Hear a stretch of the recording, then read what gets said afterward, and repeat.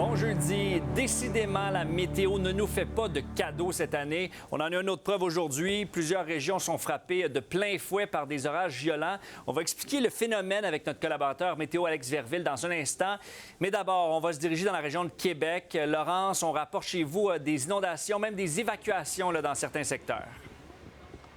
Oui, tout à fait, dont ici dans le secteur Sillery sur le chemin du Foulon.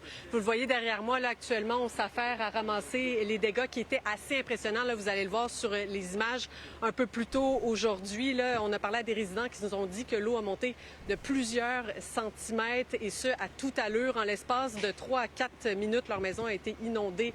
Les automobilistes aussi qui sont restés pris dans l'eau. Une quinzaine de résidences, là, effectivement, ici, qui ont été évacuées. Il y a plusieurs pompiers qui ont été dépêchés sur place, dont les équipes de sauvetage nautique.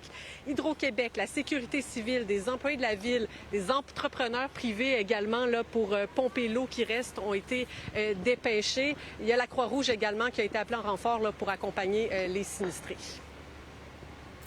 Ça montait tout le temps. Là. Quand j'ai vu les autos, j'ai dit on n'a même pas eu le temps de sortir pour sortir les autos. Tellement que ça a rentré vite. Là. Il y a un Jeep qui a passé, malheureusement. Ça n'a pas été le fun parce que le Jeep, c'est lui qui a fait rentrer l'eau à l'intérieur.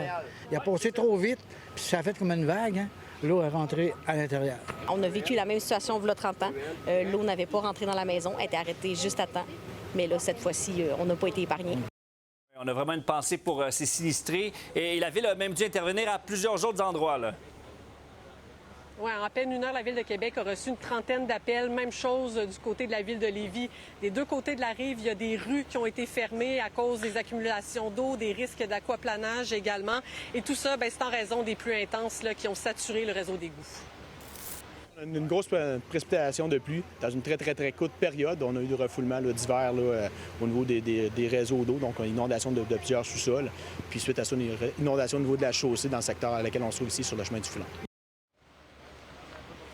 Alors déjà 70 mm de pluie qui sont tombés sur la région de Québec et la ville reste sur un pied d'alerte parce qu'on attend encore de la pluie ce soir et il pleut d'ailleurs en ce moment-là. Absolument. Merci Laurence. Bonne soirée.